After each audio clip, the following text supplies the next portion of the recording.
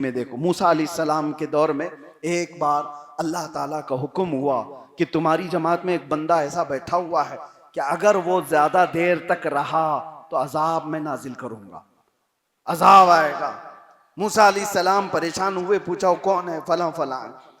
موسیٰ علیہ السلام نے اس بندے سے کہا اٹھ جا، تو جلدی سے نکل، یہاں سے نکل جا، تیری وجہ سے عذاب الہی آ سکتا ہے۔ اس کو نکال دیا، پتہ چل گیا سب کو کہ فلاں کو نکالا گیا ہے۔ جس بستی میں جاتا تھا اس کو لوگ دھکے دے کر نکالتے، تیری وجہ سے اللہ کا عذاب نہ آ جائے۔ پہاڑوں پر جا کر رہنے لگا، کوئی نہیں تھا، بیمار ہو گیا، نہ کھانا نہ پانی نہ رشتہ دار، کچھ نہیں۔ اب آدمی جب ٹوٹ جاتا ہے تو رونے لگتا ہے، کہا سچے دل سے توبہ کیا اور بارگاہ الہی میں کہنے لگا کہ مولا اگر میں اتنا زیادہ گنہگار ہوں کہ تیری رحمت کم ہو گئی ہے تو پھر مجھے ہلاک کر دے، اور اگر میں بخشے جانے کے قابل ہوں تو مولا تیرا نام ارحم الراحمین ہے۔ اس کی یہ دعائیں اللہ کو پسند آئیں، روتے روتے اس کی زمین بھیگ گئی تھی، اتنا رویا تھا۔ کہا آج مجھے دیکھ میرے رب، مجھ سے زیادہ مصیبت میں کون ہے اور تجھ سے زیادہ رحم کرنے والا کون ہے؟ اللہ تبارک و تعالیٰ نے فوراً اس کی دعا قبول کی، تھوڑے ہی عرصے میں وہ مر گیا، بھوک پیاس شدت کی وجہ سے مر گیا۔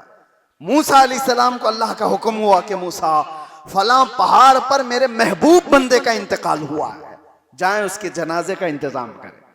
آئے موسیٰ علیہ السلام، دیکھا کون بندہ ہے اللہ کا محبوب جس کے جنازے کے انتظام کے لیے اللہ نے مجھے حکم دیا۔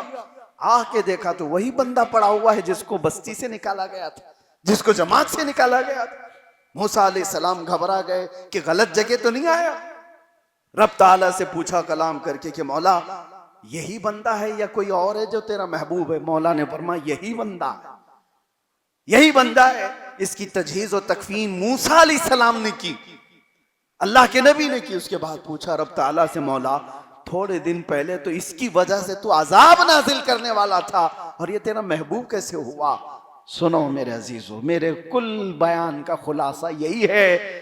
رب تعالیٰ فرماتا ہے ہاں وہ پاپی گنہگار تھا، خطاکار سیاکار تھا، لیکن اے موسیٰ جب وہ دنیا کو چھوڑ کر پھر میرے دربار میں جھک گیا تو میں نے اس کو دنیا کی غلاظتوں سے نکال کر اپنی محبوبیت کا مقام عطا کر دیا۔ وہ رویا اتنا میری بارگاہ میں، رویا اتنا میری بارگاہ میں کہ میں نے اس کو پستی سے اٹھا کر بلندی پر پہنچا دیا۔ وہ ارحم الراحمین ہے۔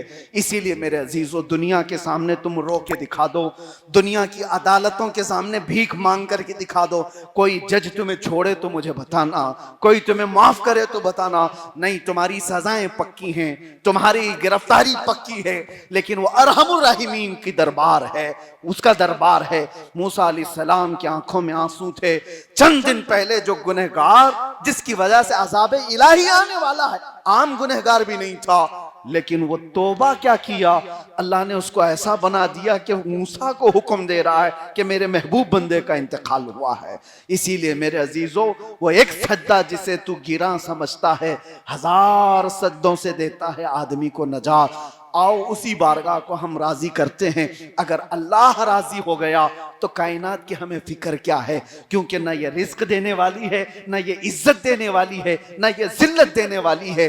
سب کچھ جب دستے قدرت میں ہے اسے راضی کریں اور اسی کی رضا کے ساتھ دنیا سے جائیں۔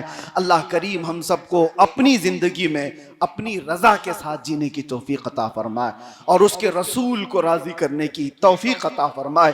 زندگی ایسی عطا کر مولا کہ دنیا داروں کے لیے ہم نہ جئیں تو تیرے اور تیرے رسول کے لیے جئیں۔ وآخر دعوانا الحمدللہ رب العالمین۔ السلام علیکم۔